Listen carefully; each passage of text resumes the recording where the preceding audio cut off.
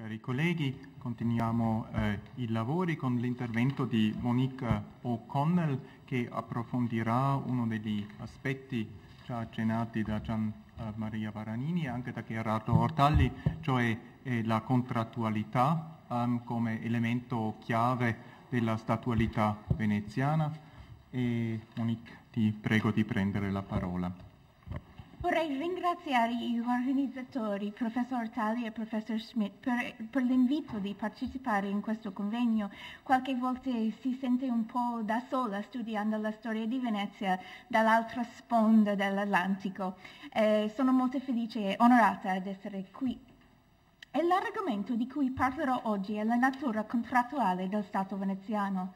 La tesi di partenza è che lo Stato veneziano governava se stesso e i propri territori attraverso controversie e negoziati e che alla base di tali trattativi vi erano contratti impliciti ed espliciti. Dal punto di vista contemporaneo è difficile vedere al di là degli influenti pensatori illuministi come Jean Locke e Jean-Jacques Rousseau, i quali innoveranno aspetti della teoria del contratto sociale che rimangono modelli esemplari ancora oggi. Perciò vorrei chiarire, non sto suggerendo che i veneziani, notoriamente reticenti a teorizzare l'azione politica in generale, idearono il contratto sociale prima dell'epoca illuminista.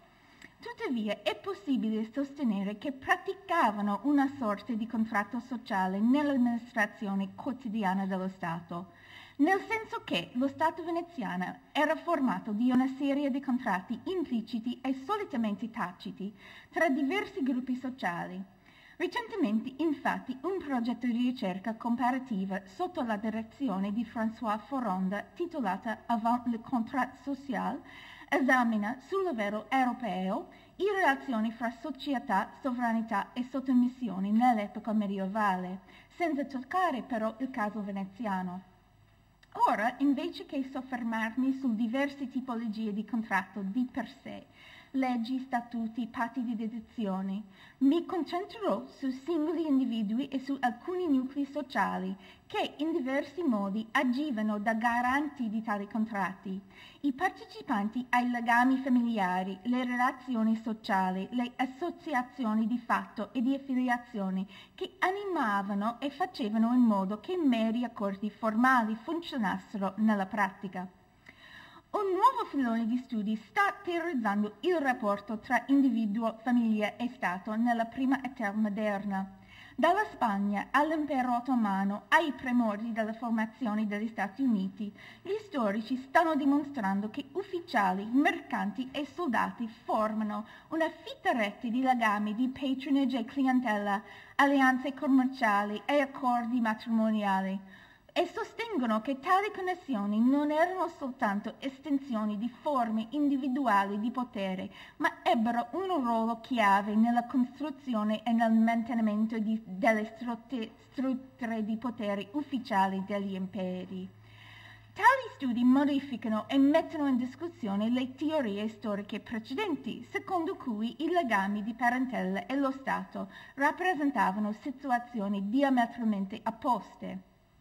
Similmente, gli studi sullo Stato italiano convengono nell'accordare su un ruolo sempre più rilevante ai legami extra-istituzionali di parentela, appartenenza, mantenimento e clientela. È possibile vedere queste relazioni nel contesto dei contratti fra diversi gruppi sociali e oggi vorrei applicare questo approccio alla storia di Venezia. Il contratto chiave per lo Stato veneziano, quello che regolava i rapporti tra i nobili, era di tipo implicito, ma può anche essere concepito come un accordo finalizzato alla protezione del profitto e dell'onore dei veneziani e avente l'ulteriore scopo di suddividere i vantaggi dell'attività governativa e commerciale. Le cariche amministrative dei consigli veneziani, l'esercizio della giustizia, il comando della galea prevedevano tutti un misto di dovere e privilegio, guadagno e onorabilità. Un buon modo per capire quali fossero le idee dei patrizi sullo Stato è analizzare il linguaggio legislativo. Come ha dimostrato Alberto Tenenti, non a caso i patrizi del Senato veneziano si riferivano allo Stato definendolo nostro. La nostra agenda, la nostra città, i nostri interessi e più in generale res nostra. Anche i legislatori veneziani spesso esprimevano il principio che i vantaggi dello Stato dovevano essere condivisi equamente tra i membri del gruppo, soprattutto rispetto alle assegnazioni delle alte cariche. Questa tendenza si può osservare nel prologo che veniva spesso ripetuto nelle leggi del Maggior Consiglio durante le elezioni, in cui si specificava che i nostri progenitori avevano inteso che le cariche fossero spartite equamente tra i patrizi, come nel 1410, quando il Maggior Consiglio dichiarò, e cito, che il merito al governo è giusto e appropriato e per il bene del nostro Stato, cioè che sia equità tra i nobili. Coloro che hanno lavorato e si sono presi carico devono partecipare dei vantaggi e degli onori. All'interno del patriziato veneziano c'era tensione costante tra inclusione ed esclusione, tra tendenze egualitarie e oligarchiche, sia nella politica elettorale che nella logica veneziana dell'attribuzione delle cariche pubbliche.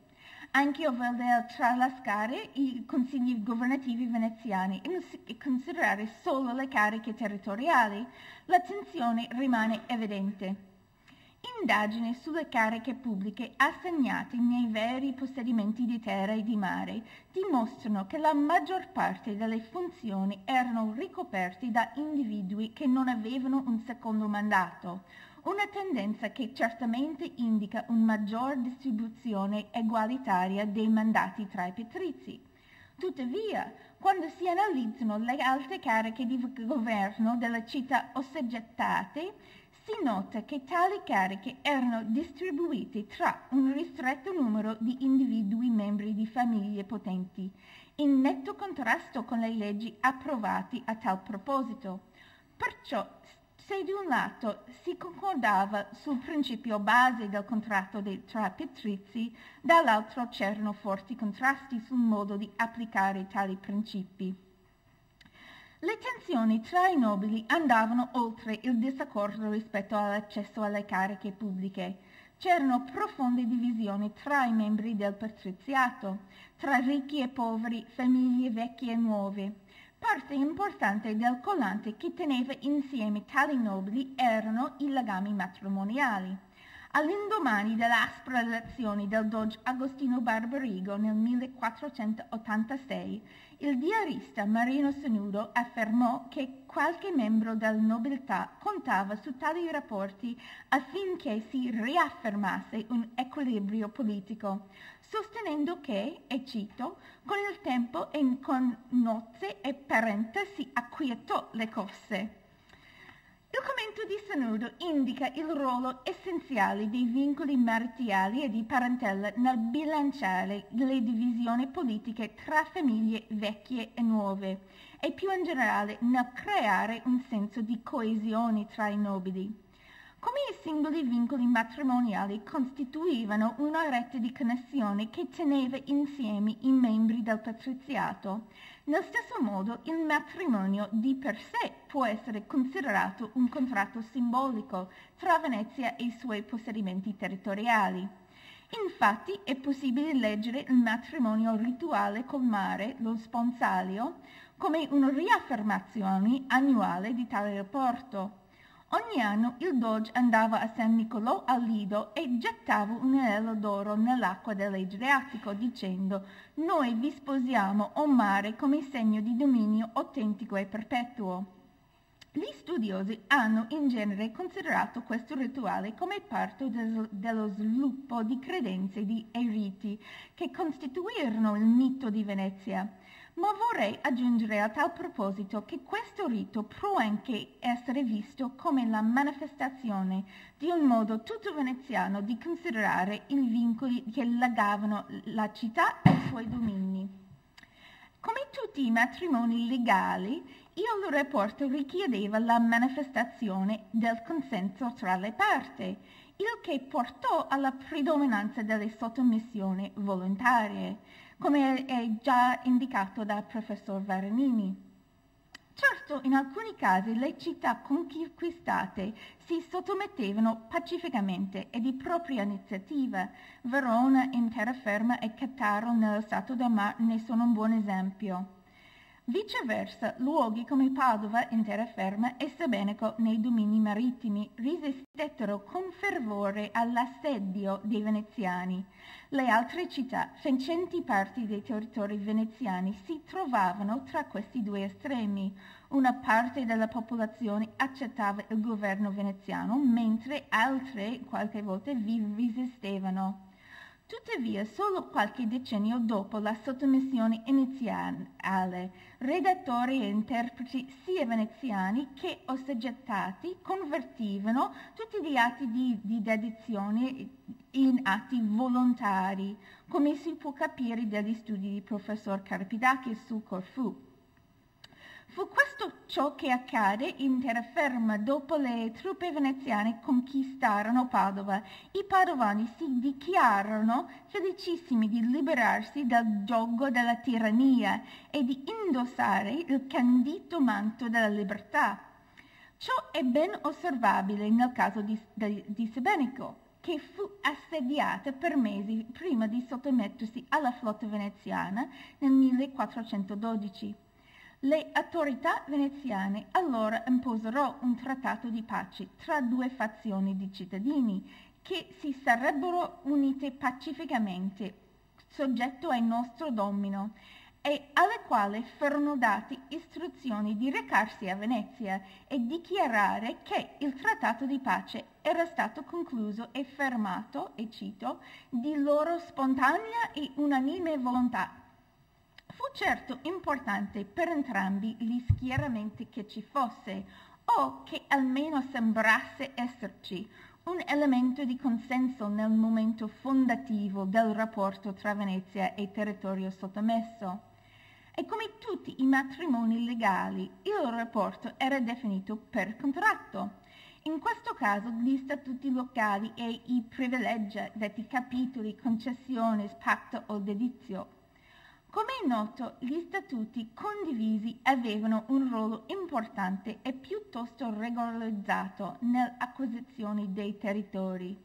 Ci sono ampi studi sull'argomento, i quali sottolineano l'importanza degli statuti condivisi quale momento di formazione dell'identità locale e quale punto di negoziazione tra centro e periferia nei territori veneziani e in altri stati regionali del nord Italia. Tali statuti furono poi il punto di partenza di negoziazioni continue tra Venezia e i suoi domini. Delegazioni eletti nei consigli locali portavano petizioni al governo veneziano riguardanti dispute sia tra ufficiali veneziani e la comunità interessata che tra parti della medesima comunità locale. Se gli statuti e i privilegi accordati al momento della resa costituiscono la lettera del contratto, queste delegazioni condivise e le decisioni veneziane sono da considerarsi un sforzo per onorarne lo spirito.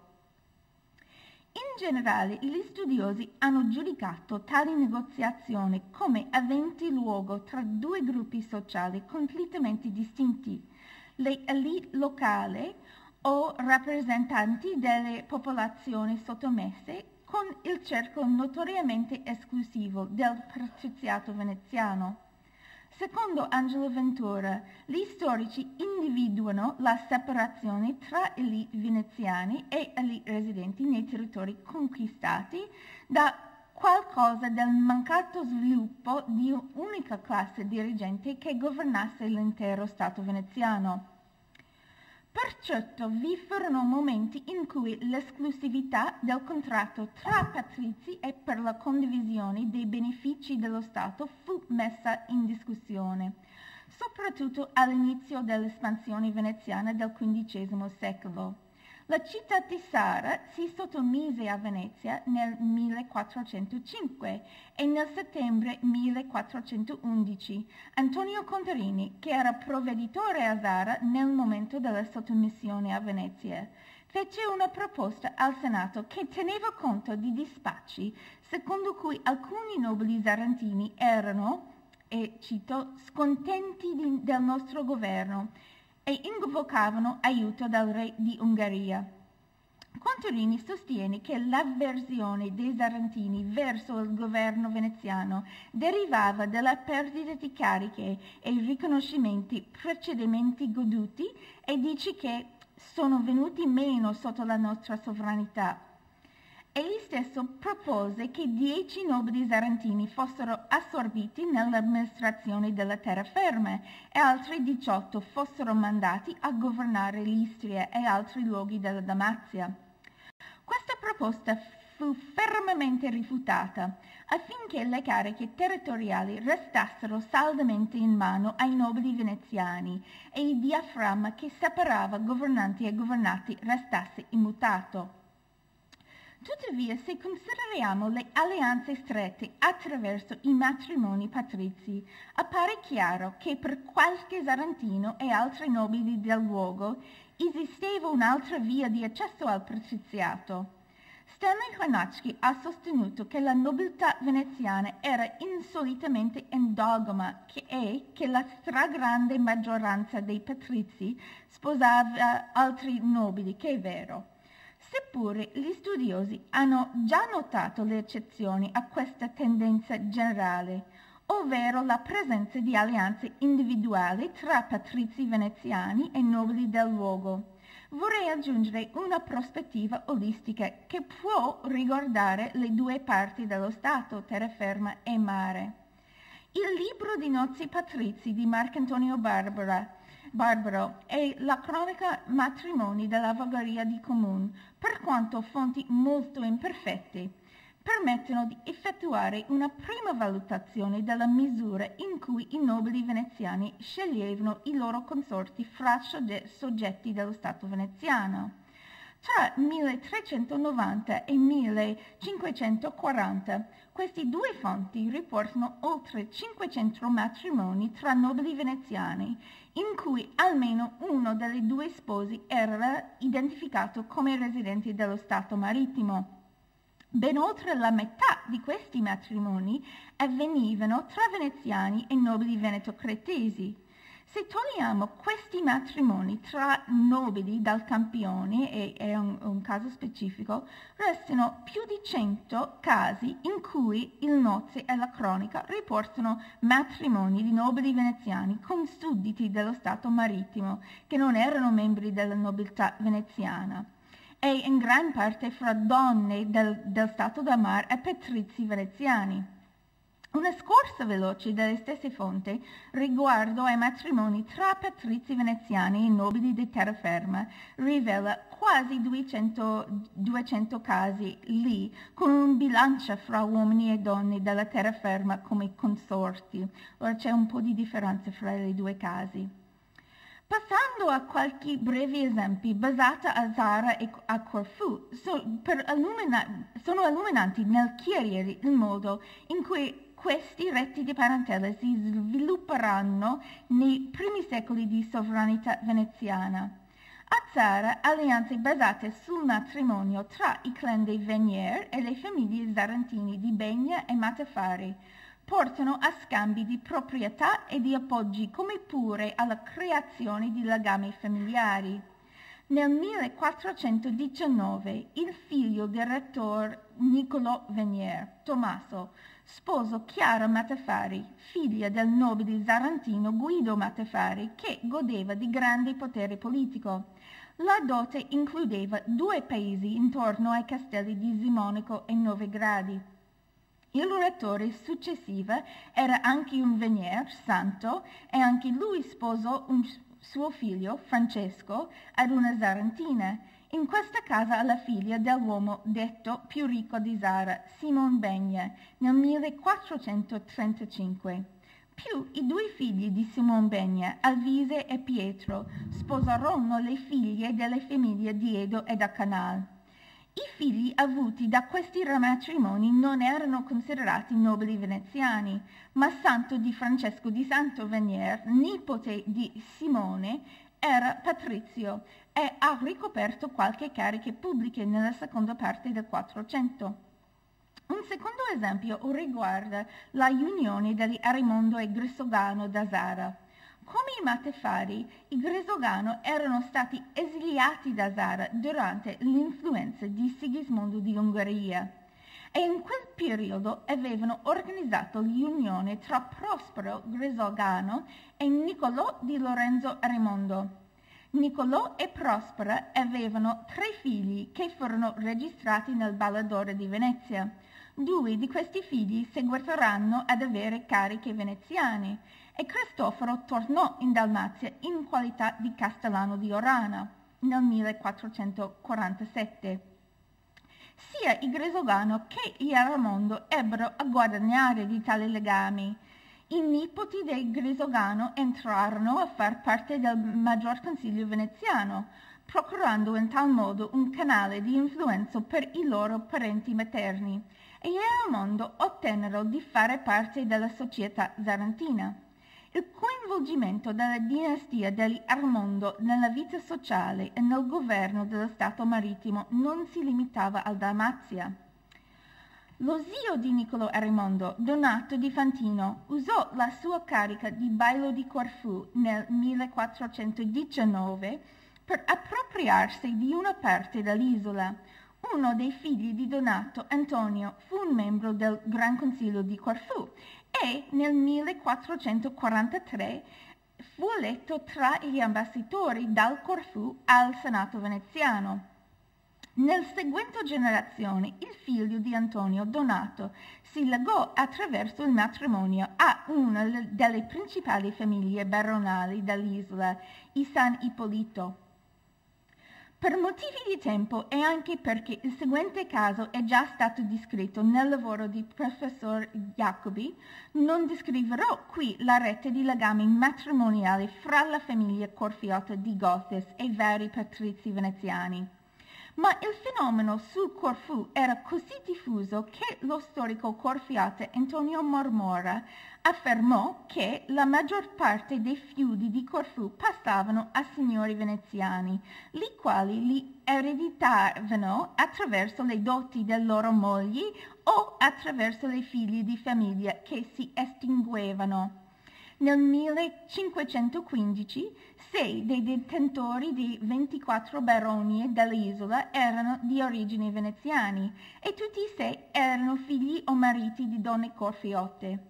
I figli di questi sudditi corfiotti diventavano parte della nobiltà veneziana, venivano registrati nella Balla d'Oro ed eletti a ricoprire cariche nel Maggior Consiglio, mentre altri discendenti facevano parte del locale Consiglio di Corfù. Quel che questi esempi specifici suggeriscono è che ciò di cui i nobili assoggettati venivano privati per statuto, il diritto di partecipare all'amministrazione cittadina, essi recuperavano nel tempo attraverso vincoli matrimoniali.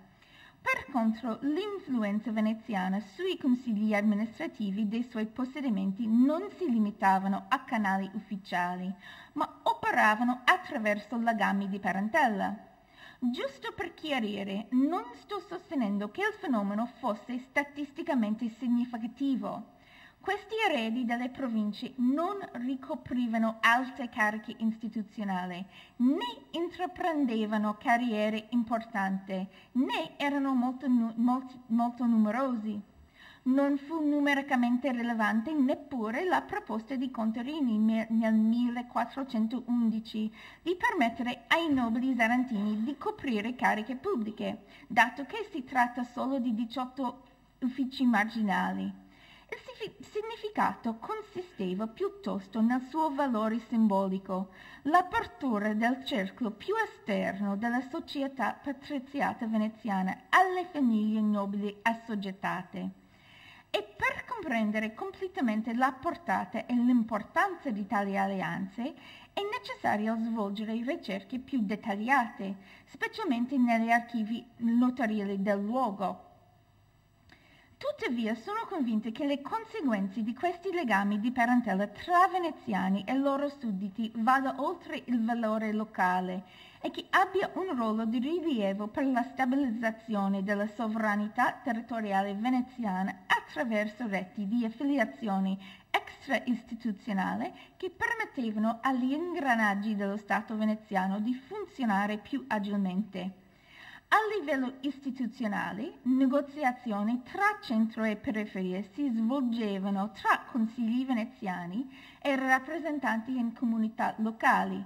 A livello extra-istituzionale, gli individui coinvolti in tali negoziazioni potevano essere più fittamente connessi a Venezia di quanto non si era presunto in precedenza. Molto lavoro di ricerca resta da fare, ma è in questo modo che la famiglia e la parentela possono essere visti quali componenti essenziali dell'espansione territoriale dello Stato veneziano. E in conclusione, per lungo tempo gli storici hanno ritenuto che al centro della flessibilità dello Stato veneziano vi fossero le logiche di potere del suo patriziato e lo stretto rapporto tra i nobili e lo Stato. Tuttavia, se guardassimo tale rapporto come fosse un insieme di contratti che vi si sovrappone e che si estende oltre, potremo vedere il collegamento tra il funzionamento del Stato al centro del cerchio e l'amministrazione dei territori di mare e di terra. Più considerare la Costituzione dello Stato veneziano secondo tal quadro comparativo permette di collocarlo all'interno di un modello più ampio, entro cui similmente molte o la maggior parte delle città-stato in Nord Italia contavano su una qualche forma di patto bilaterale o di accordo contrattuale nel fondare stati regionali. Ultimamente il volume pubblicato da Cambridge, curato da Andrea Gambarini e Isabella Lazzarini, The Italian Renaissance State, non solo analizza le forme istituzionali che definivano territori e politiche, ma afferma inoltre che, e cito, attori politici non furono solo gli stati la cui autorità era definita per leggi, ma tutti coloro che potevano esercitare, anche in piccola parte, un'azione politica e che davano voce a una qualsiasi cultura statuale. Cionondimeno, credo che si tratta anche di una particolarità legata alla città di Venezia, la continuità delle sue forme repubblicane di governo. La durata della Repubblica a Venezia ha a lungo impegnato gli studiosi e seppure è ovviamente questione troppo ampia da discutere in questa sede, la pongo ora perché mi chiedo se il fatto di considerare lo Stato veneziano come una serie intracitata di contratti stipulati tra i diversi gruppi sociali aiuterebbe a spiegare la durata della sua forma collettiva di governo. Grazie.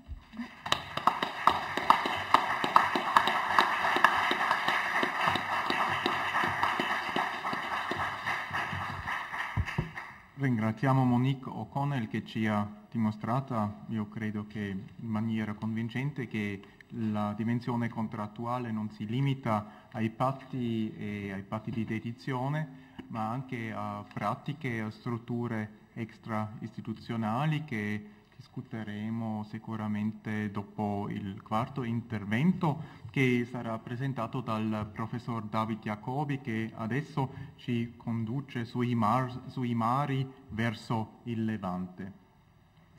La mia relazione è in inglese. Venice already had a complex and diversified administration and organization by the late 12th century.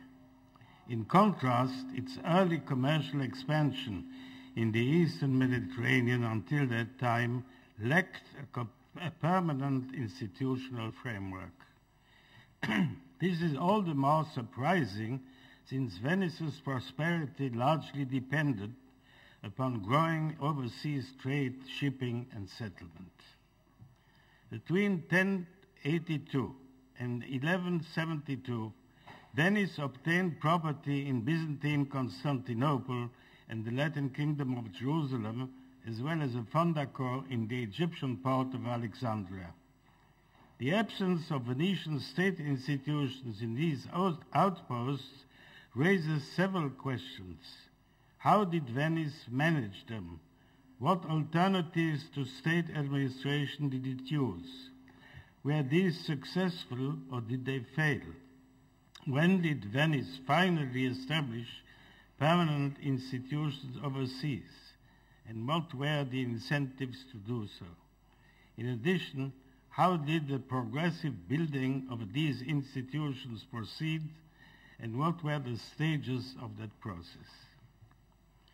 Venetians traded in the eastern Mediterranean from the 8th century onward, yet apparently only in the 11th century did some of them settle in Byzantium, whether permanently or for a long period.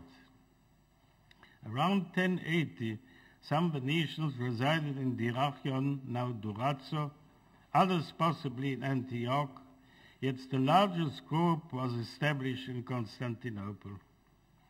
The Venetians, whether settlers or traveling merchants, acted as individuals. The intervention of the state was limited to safeguarding or improving their trading conditions. That action did not require an institutional presence in Byzantium. In 1082, Emperor Alexius I granted Venice a quarter in Constantinople. For the first time ever, Venice as a city-state gained possession of property in a foreign state. It was now confronted with a new problem: supervision over the property and the collection of rents from the leasing of houses, shops, and land required some form of management. The quarter, as an extension of the city of Venice, also enabled the exercise of state authority in taxation and jurisdiction. Instead of establishing a permanent administration, Venice gradually transferred its property and its authority in fiscal matters to Venetian ecclesiastical institutions. Between 1082 and 1090, it granted a small section of the Venetian quarter to the Church of San Nicolo di Lido. In 1090, most of the remaining territory to the monastery of San Giorgio Maggiore. In 1107, others trade property to the Patriarchate of Grado, and following the enlargement of the quarter in 1148, a further section to the Patriarchate of Grado. These transfers of property were not motivated by piety, but by practical considerations.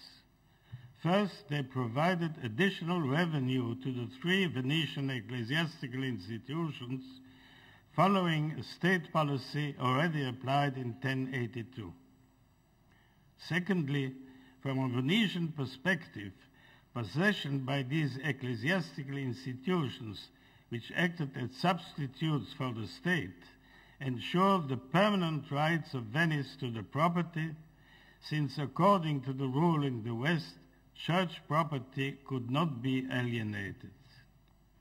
Incidentally, this was not the Byzantine view, since according to Byzantine practice, the emperor could arbitrarily confiscate the property of his subjects, and Byzantium still considered the Venetians to be imperial subjects in the late 11th century. There was an additional consideration to grant property to the three Venetian ecclesiastical institutions just mentioned. They were continuously represented in Constantinople by the clerics or monks, and therefore could perform administrative functions and ensure the continuity of Venetian presence in the quarter. Still, the Venetian state retained a section of the quarter enlarged in 1148 and again 1189. At several occasions, it leads the case at which ships anchored to a consortium of 7 Venetian boni homines for periods of 4 years. The contracts were concluded in Venice and the payment was made there. The state also leased plots of land, houses and shops. The state also transferred its authority in taxation to ecclesiastical institutions. In 1107, Doge of the La Fufalière granted the Patriarchate of Grado a monopoly on the use of balances, weights and measures within the entire Venetian quarter of Constantinople. All Venetians were ordered to use them in return for payment. In 1145, a similar monopoly was granted in Rodosto, a port on the shore of the Marmara Sea, to the Church of San Giorgio, belonging to the monastery of San Giorgio Maggiore in Venice. In 1168, the Church of San Giovanni Evangelista di Dorcello obtained the same rights in Thebes, Thebe. The Venetian churches and monasteries in Byzantium fulfilled additional functions as substitutes for state institutions. Documents were entrusted to them for safekeeping. They served as depositories of assets left by deceased merchants, and they provided storage for goods. Litigation between Venetian merchants in Byzantium was settled by arbitration or else brought to court in Venice. Occasionally, Venetian state officials on mission in the empire exercised jurisdiction with the assistance of boni homines. In 1185, Venice established the function of iudex in Constantinople. Other officials were sent to Constantinople for limited periods to supervise the judges and deal with judicial matters, as attested by the Treaty of 1198 between Venice and Emperor Alexios III. This treaty granted the Venetian court the right to try pecuniary cases opposing Venetian defenders to Greeks willing to submit them to that court. Other officials were sent to Constantinople to collect the rent from property in the state section of the Venetian quarter. It follows that Venetian supervision over its assets and citizens in Byzantium was intermittent. It was carried out by officials on diplomatic missions to the Byzantine court, or else by traveling merchants entrusted with state functions, presumably in return for some form of payment, who conducted at the same time their private business. There was no Venetian permanent state administration or representation in Constantinople, nor any administrative links between the Venetian quarter and the city and other Venetian outposts in the Byzantine Empire. Venice also obtained property in the Latin Kingdom of Jerusalem. In 1110, King Baldwin I granted Venice a small quarter in Acre. This quarter was enlarged in 1123 following Venice's undertaking to assist the Frankish forces in the conquest of Tyre, which took place in the following year. In return, Venice was also granted 1/3 of the city of Tyre and of its rural hinterland. Venice's agreement with King Baldwin II in 1125 refers to the use of Venetian weights and measures and to Venetian jurisdiction within Venetian territory, as well as over all Venetian houses outside the Venetian quarters and those residing in them. In return for the grants it obtained, Venice undertook to continuously participate in the defense of the Kingdom of Jerusalem. In order to provide the military service of the required cavalrymen, it adapted itself to the feudal regime established by the Franks in the Kingdom of Jerusalem. It created several fiefs in the rural hinterland of Tyre and granted them to members of prominent Venetian families, among them Pantaleo and Contarini.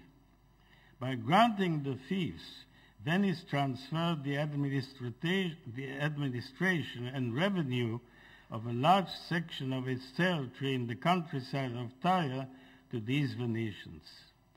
Judging by later evidence, the remaining territory was leased to Venetian citizens in return for payment.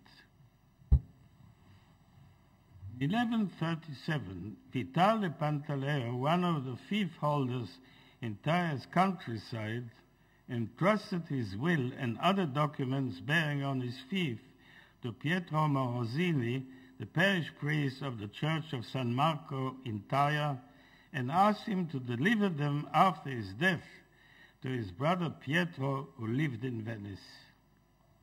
Vitale Pantaleo died without offspring 20 years later in 1157. Shortly afterwards, his nephew Giovanni arrived in Tyre and requested Vitale's document from the priest of San Marco in order to uphold his own father's claim to Vitale's fief. When the priest refused, Giovanni Pantaleo assembled in the local church of San Marco all the Venetians he could find in Tyre. They unanimously supported him, and the priest finally gave in. In sum, the priest of San Marco acted as substitute for a state official. The church served as depository of documents, and the assembly of Venetian citizens was the decision-making body in that case. Clearly, at that time, there was no Venetian state administration or court in the Venetian section of Tyre. In their absence, the kings of Jerusalem and feudal lords began as early as the 1140s to reserve Venetian property in the city and especially in the countryside. In the 1160s, Venice attempted to halt that process by leasing its assets and revenues in a section of its urban quarter of Tyre to the local church of San Marco. The lease was renewed in 1175 and extended to the entire quarter. The officials in charge of the leased property were Venetian laymen residing in Tyre or Acre, more qualified in business administration than priests. Their accounts were checked by envoys of the Doge temporarily in Acre. It follows that Venice used a Venetian ecclesiastical institution, its substitute for the state. However, it adopted a policy somewhat different from the one applied in Constantinople.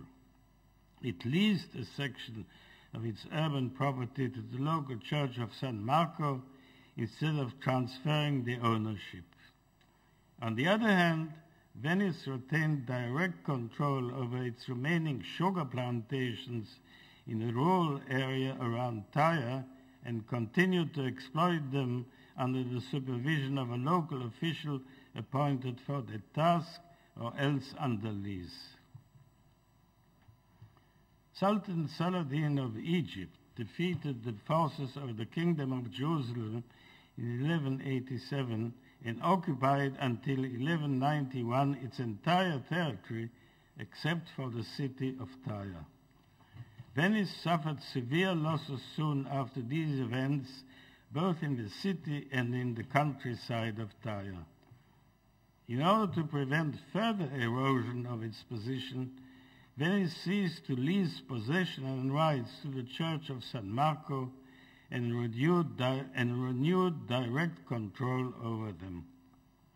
In addition, it appointed Domenico Accotanto, who resided in Tyre or Acre, as vice-comes in terra Tiri. Accotanto leased the office from the state. He was succeeded in 1204 by Giovanni Dandolo, who was appointed for 5 years vice-comes et prelatus of Venice's section of Tyre and of its quarter of Tyre. For the first time, Venice's interests in both regions were placed under the control of a single official, a major change in Venice's policy in the Kingdom of Jerusalem. Dandolo also leased his office from the state.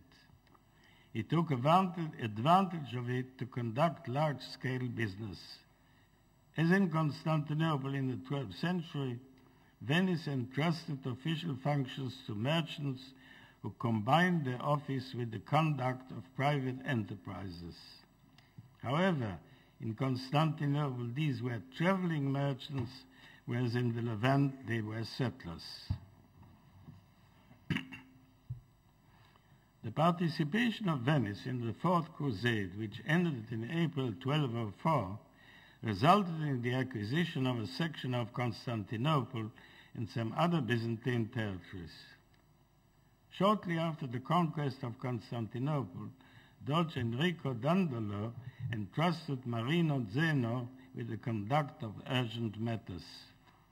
These included the implementation of the city's partition between Venice and the Latin Emperor, the renewal of Venetian settlement in the Old Venetian Quarter, the grant and orderly registration of property in the newly acquired urban and provincial territories, and the creation of a fiscal office collecting taxes. The following year, a well-organized Venetian administration, divided in specialized branches, was already operating in Constantinople. This was the first permanent governmental body established by Venice in the Eastern Mediterranean. The conjunction of several factors explains the speed by which this was carried out. For the first time ever, Venice had acquired territories overseas over which it extended its own rule. In principle, it recognized the supreme authority of the emperor in the Latin Empire of Constantinople, yet in fact its territory became a state within the state. The consolidation of its authority, as well as the economic exploitation and defense of its possessions in the Latin Empire, required continuous vigilance, especially in view of disputes with the Latin Emperor and the danger of Bulgarian and Greek attacks. In 1205, soon after the death of Doge Enrico Dandolo, Marino Zeno was elected podesta by an assembly of Venetians present in Constantinople. However, all his successors were elected in Venice, came from there, and were paid a state salary. As representative of the Doge, the podesta acted as permanent ambassador in Constantinople and exercised extensive power in all matters pertaining to Venetian interest in the Latin Empire, as well as in political and diplomatic affairs. He was assisted by a minor consiglio consisting of local residents similar to the one assisting the Doge in Venice. All the podesta appear to have gathered broad experience, whether in official or private capacity, prior to their arrival in Constantinople. The first years of Venice's direct administration were marked by laxity and mismanagement, undermining the state's authority. Giacomo Tiepolo, who arrived as podesta in Constantinople in 1218, implemented various measures that resulted in the consolidation of a highly centralized system of supervision over Venetian assets and nationals in the Latin Empire. This system also ensured a regular flow of revenue to the Venetian treasury in Constantinople. The Venetian ecclesiastical institutions, already holding property and exercises rights in taxation in the Venetian quarter of Constantinople before 1204, obtained further grants from the state after the Latin conquest. In addition, in the first 10 years after the conquest, the state granted property in Constantinople to the monastery of San Felice di Amiani and San Tommaso di Torcello. The state policy in that respect is all the more surprising since Venice's exercise of full sovereignty over its quarter in Constantinople had removed two factors that had motivated such grants in the past: the need to preserve indefinitely Venetian presence in the city and the absence of a Venetian state bureaucracy. In principle, the Venetian churches and monasteries administered their own property and exercised their rights, yet several podesta intruded in their affairs. Money changers could not operate without the state's license, regardless of the location of their business. Several podesta did not hesitate to confiscate land from Venetian ecclesiastical institutions, sometimes, yet not always, in return for other land or payment in compensation. One such case was in 1220. It was motivated by the planned construction of a fondaco within the Venetian quarter. The consolidation of Venetian rule over Crete also required a permanent governmental structure because of ongoing confrontation with the local Greeks. The conquest, which began in 1207, was a long-term enterprise.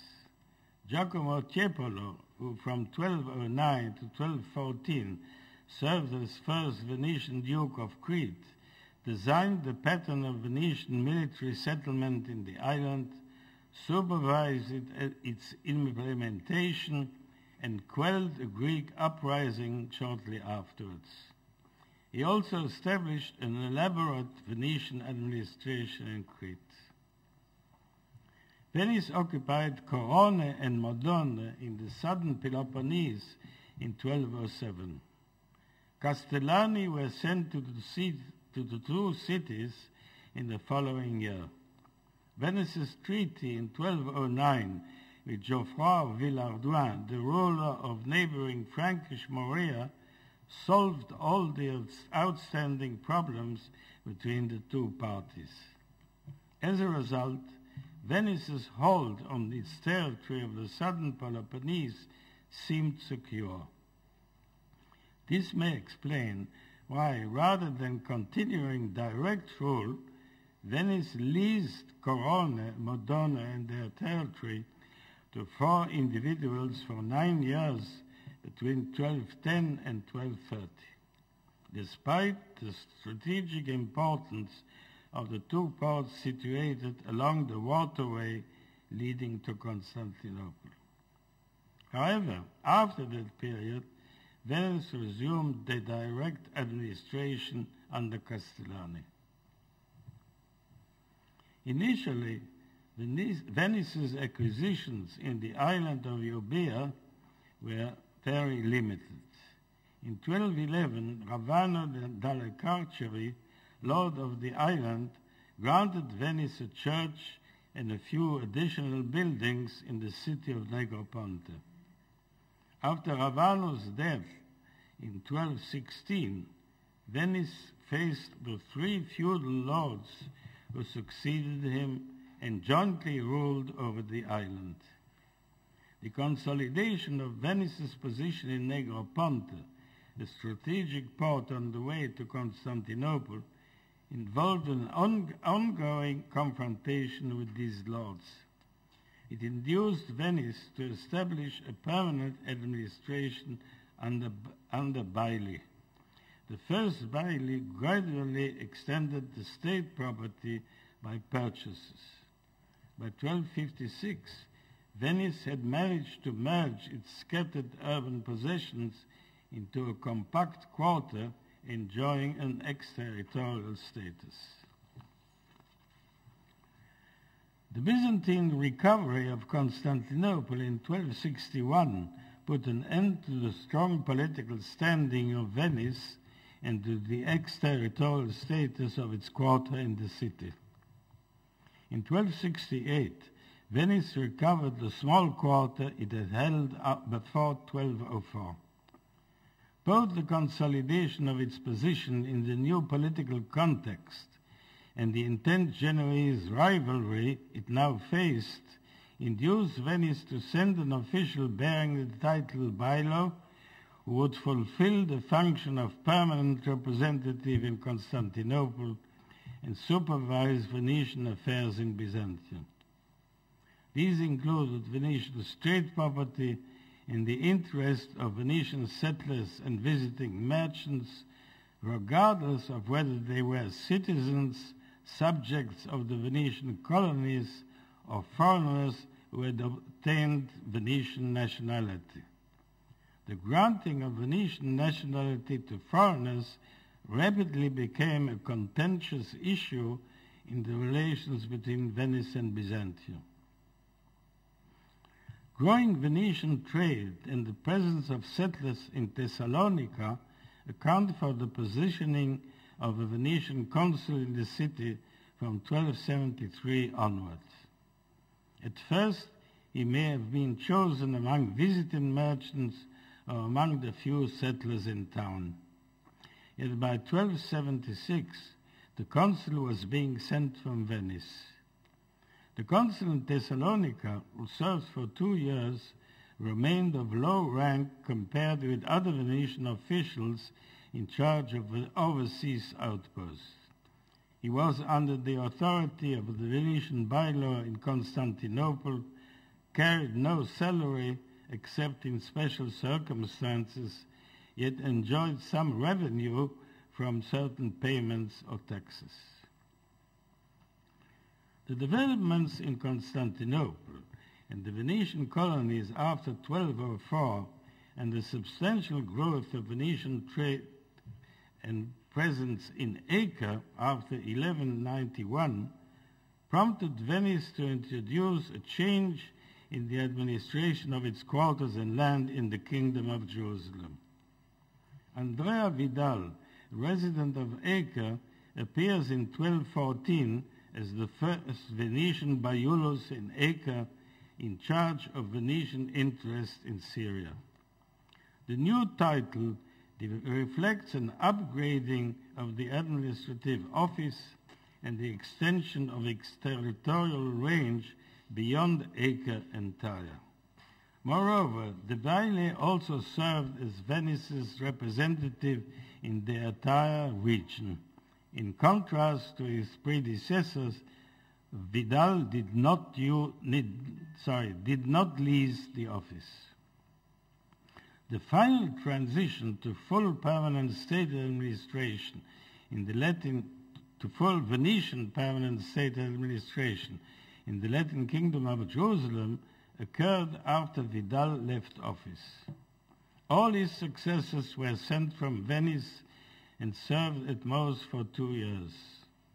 Losses in the region of Tyre prompted Venice to establish there a separate administration under a vicecomes, though under the authority of the bailo in Acre. Before 1254, Venice upgraded the office of its representative in Tyre, now called bailo, yet still subordinate to the bailo in Acre. Venice gradually sent baili to other Levantine cities. In Laiazzo, the major port of Cilician Armenia, the office of bailo was created between 1245 and 1261, in Beirut before 1282, and in Tripoli before 1285. Yet the bailo in Acre remained the major Venetian representative in the Levant. His salary was higher than those of the other officials. He transferred their salaries to them on behalf of the central government, and in the absence of a local bailo or consul, he was the destination of assets left by merchants who died in the Middle East. His role in that respect is stated for Laiazzo in 1245 and for Alexandria in 1254. In 1264, the Venetian Pietro Vioni provided in his will, drafted in the Persian city of Tabriz, that after his death his goods should be transferred to the Venetian bailo in Acre. We still have to consider the Venetian presence in Alexandria. Until the late 12th century, Western merchants spent only a short time in Egypt and generally returned on board the same ships on which they had arrived. They resided in compounds providing lodgings and storage, called fondoc in Arabic and fondaco in Italian dialects. The fondocs belonged to the Sultan and were strictly controlled by his officials. Residence in them was compulsory for Western merchants. Venice obtained a fondoc for its citizens in 1142 or somewhat later, yet the Sultan at first retained its administration. Venice's trade with Egypt intensified after 1192. A growing number of Venetian merchants visited Alexandria, and some resided there for an extended period. These developments prompted Venice to obtain a second fondoc in 1208. By that time, there was a Venetian consul residing in Alexandria who judged cases opposing Venetian nationals. In the course of the 13th century, Venice obtained the administration of its own two fondocs, and as a result enjoyed revenue from the lease of lodgings, storage, and internal taxation as on wine sales. The council was assisted by a local major concilio, which occasionally imposed on Venetian merchants the collective purchase of pepper cheaper than by individual bargaining, as in 1283 and 1288. Now I come to the conclusions. Between 1082 and 1124, Venice obtained quarters in Constantinople, Acre, and Tyre, and around 1172, a fondaco in Alexandria, all of which were included in foreign states. Venice used several devices to exploit its assets, uphold their possession, and exercise its authority in taxation and jurisdiction. One of these devices was the transfer or lease of property and taxation to ecclesiastical institutions or to individual citizens. The other intermittent exercise of state authority by officials on mission or by traveling and settled merchants conducting private business. In Tyre and its rural hinterland, the resort to these devices from the 1160s was ineffective and resulted in heavy losses of property.